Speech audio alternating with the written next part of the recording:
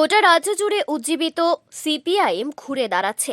2018 সালে ক্ষমতা থেকে চলে যাবার পর 2023 বিধানসভার আগে সিপিএম দলের যে ঝাঁজ বা সংগ্রামী চেতনা খুঁজে পাওয়া যায়নি, 2023 সালে দ্বিতীয়বার এই রাজ্যে বিজেপির নেতৃত্বে সরকার প্রতিষ্ঠিত হবার পর 24-এর শেষ লগ্নে এসে কিন্তু অন্য বার্তা দিচ্ছে লাল ব্রিগেড। রাজ্যের দিকে দিকে সংগ্রামী চেতনায় লাল ব্রিগেড যেভাবে পথ ঘাট কাঁপিয়ে তুলছে, তার নিরিখে কিন্তু ইতিহাসে শাসক দলের বুকে থরহরি কম্পন শুরু হয়ে গেছে, এমনটাই একাংশ রাজনৈতিক মহল বলছেন। একই রকম চিত্র আজ পরিলক্ষিত হয়েছে তেলিয়ামুড়াতে। এখানে উল্লেখ করা প্রয়োজন, গোটা রাজ্য জুড়ে সিপিআইএম দল জনস্বার্থ সংশ্লিষ্ট দাবির সমর্থনে পথে নামছে। একই রকম ভাবে আজ তেলিয়ামুড়াতে দীর্ঘদিন পর বামেদের উচ্ছ্বাসপূর্ণ পদচারণা এবং লাল ঝান্ডার উদ্বেলিত উচ্ছ্বাস পরিলক্ষিত হয়েছে। শুধুমাত্র জনস্বার্থ সংশ্লিষ্ট কিছু দাবি নিয়ে বামেরা পথে নামলো, এটা কিন্তু বড় কথা নয়। যেই তেলিয়ামুড়াতে এই সেদিনও বিজেপি দলের রক্তচক্ষুকে উপেক্ষা করে বাম কর্মী সমর্থকরা প্রায় গৃহবন্দী ছিলেন, আজ সেই ভয়কে এক লহমায় দূরে ঠেলে দিয়ে লাল ঝান্ডা দৃপ্ত পদচারণা দেখে অনেকে 93-এর পদধ্বনি শুনতে পাচ্ছেন। এখানে উল্লেখ করা প্রয়োজন, আজকের এই জনস্বার্থ সংশ্লিষ্ট দাবির ভিত্তিতে ডেপুটেশন প্রদান ছাড়াও তেলিয়ামুড়াতে ইদানিংকালের মধ্যে আক্রমণাত্মক মেজাজের সভা সংঘটিত করে বামেরা বার্তা দিতে চাইলেও অনেক হয়েছে, এবার ঘুরে দাঁড়াতেই হবে।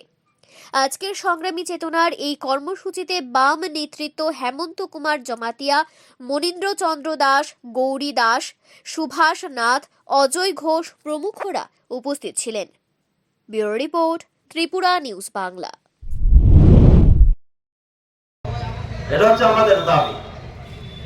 2 নম্বর হচ্ছে কেন্দ্রীয় সরকার কর্তৃক গৃহীত 4টি নয়া শ্রম কোড। আপনারা জানেন, আমরা আন্দোলন করেছি সিআইটির মাধ্যমে, কৃষক সভার মাধ্যমে, ক্ষেত মজুরির মাধ্যমে। 4টি শ্রম কোড কি কি ছিল, সেই শ্রম কোড যদি আইন প্রণয়ন করে তাহলে দেশের শ্রমিক, কৃষক তাদের অনেক ক্ষতি হয়ে যাবে। তার জন্য দেশব্যাপী আমাদের পার্টির তরফ থেকে আবার আপনাদের সামনে রিপোর্ট উত্থাপিত করবেন। এই পরিসরে বিস্তারিতভাবে আলোচনা করবেন রমাদি। আমি শুধু বলবো, আজকে এই যে 7 দফা দাবি, এর মধ্যে আলোচনা করেছে, আমি শুধু বলতে চাই বন্যা।